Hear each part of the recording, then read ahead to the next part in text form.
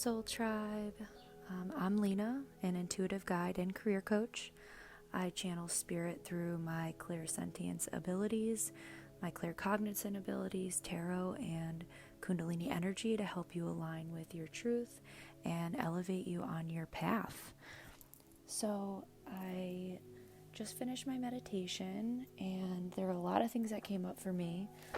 When I first started the meditation, the first thing that just kept repeating in my head was, this is who I am, this is who I am. I've been receiving messages for the past week or so that are kind of all connecting into one. I decided to go on, I've been doing a hike a week with Karma, and I went on this hike. I've been there before, but I went a different way. Instead of going left, I went right, and boy, was that a big mistake.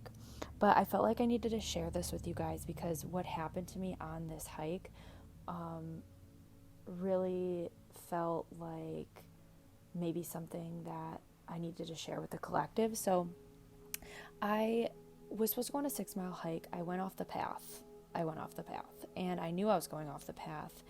And I thought, okay, it'll just like lead back around, like everything's fine, it'll lead back around. But it didn't. And my 6-mile hike quickly turned into a 12-mile hike or so. And I was in like a dirt bike terrain. It was just a hot mess. But the key points from this story is that I knew, like, I wasn't listening to my intuition. I just kept going, and I kept taking all the wrong turns apparently, and it turned into this like wild ride. At one point, like, I ran out of water, and Karma was with me, and I had stopped drinking water at one point because I was like, I need to make sure Karma has water. This was on a random Tuesday. There was nobody in the park. It was wild, and I was trying to hold my composure, but I was slowly kind of like giving up, and I prayed to spirit. I was like, please God, somebody send someone to save me, because I know it sounded a little dramatic, but I literally was praying. And eventually this beautiful man named Jeff, maybe that's significant for you guys, the name Jeff, I was calling him my guardian angel on a dirt bike. He guided me to exactly where I needed to go, and he helped me. I was almost there, but I had taken one wrong turn, and he stayed with me the whole way. He could tell I was nervous, and I was like, listen, my phone's dead. I have no more water. Like, I think I'm going to pass out. And, he said something to me kind of like, listen, like, don't rush. It's okay. Like, I'm here with you, and we're going to get there together. Right. And he also said, like, he feels like, he said something like, one day I'm going to need help. This is my way of like giving, I'm helping you. And then the day that I need help, like, someone will help me. So I thought that was really sweet. And then my brother calls me and he goes, oh, so I hear you're a trailblazer. And I was like, oh my God. But that word stuck out to me, and I kept thinking trailblazer. And I think that's also a message for the collective. Once I pulled the tarot, I was like, okay, yes, like, this is exactly for you guys. So don't be afraid to like call out to your spirit guides and be like, whoa, like, I need help. Like, this is not okay. Like, I haven't listened to my intuition. I see that. I recognize that. I need someone to help me like get to where I need to go. And so it was like it was like a traumatic experience, but it was also kind of like really telling me like, okay, like, how can you listen more to yourself and trust yourself and be like, this is who I am, and this is the direction I need to head. And that's a theme that's been coming up for my clients as well. Like, I'm noticing like they're not believing in their skill sets, and me as like an outsider looking in, I think, what?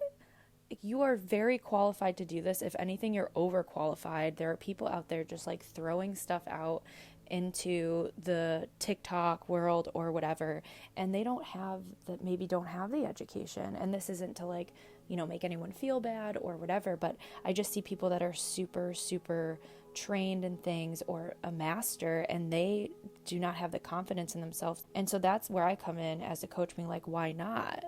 Right? So I think it's really important for us to look at our skill sets and to reach out and, have people tell us like, wait, like, kind of like reality check of like, or what's coming up for me, what fears, because there's a lot of walls of like, why won't I do that thing? Was there trauma, in my childhood, at a workplace, Did someone tell me that I wasn't good enough? So what are those things, and how can we transmute that pain into prosperity? So how can we transmute our pain into prosperity? And this might lead into like why you're here, like what you do with the rest of your life. I ask a question in my intro or my intake process, which is, if you could do anything, any business, have any business in the world, there's no limitations, what would it be? And he was like, okay, this might be a little too much or a little too deep. And I was like, never. I was like, let's go there. What is it? And he's like, well, I just want to figure out like, what is the meaning of life? And I thought, well, maybe it's not about what is the meaning of life, more as what is it for you in this lifetime? What is the meaning for you in this lifetime? Like, why are you here this lifetime? Right? Maybe not entirely what is life, but why are you here? What is your purpose? And this is something I uncover with clients every day and help them align with. So, and not be afraid of it. And that's what I see a lot is fear, which is normal and totally fine. So, let's go to the tarot. I pulled a Ace of Pentacles. And to me, one of this tarot readers I love always says, oh, it's a giftie. And, it's a picture of someone holding out a pentacle in the sky being like, here you are. And there's like mountains in the background. I also thought of my story when I was hiking and I was thinking, oh, that's Jeff, my guardian angel. That's like, here, I'll help you. Take my water. I'll guide you back. New beginnings, opportunities, things that are there. And then what followed that was more pentacles. So 7 of Pentacles reversed. And then what was interesting was the 8 of Pentacles after upright. And just transitioning from frustration about maybe looking into your past of, oh, like, what did I even do? Because when the 7 of Pentacles is upright, it's usually, oh, wow, look at all this great stuff I did. Where I've been noticing or seeing with the collective as it's more like, what have I done? Like, what am I even doing here?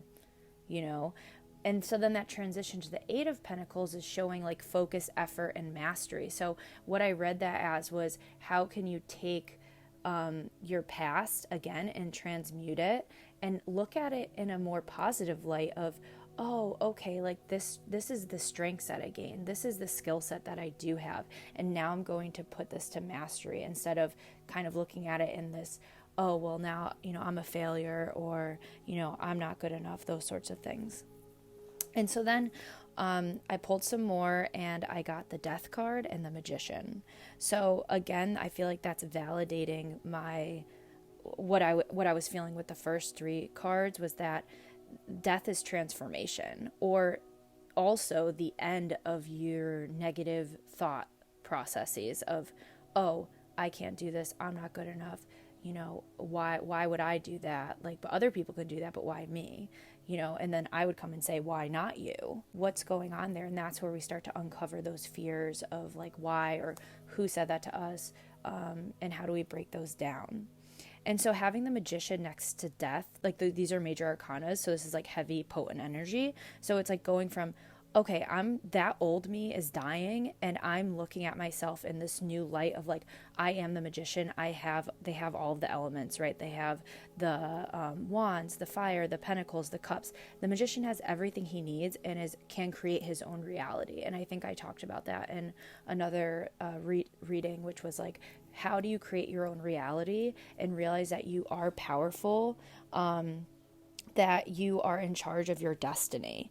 And that was also something else that in my Kundalini that I just did with Kia Miller. Love her to death. Highly recommend doing her Kundalini practices. At the end of our Breath to Build Intuition, which was the one I chose today, which is definitely relevant to this collective reading.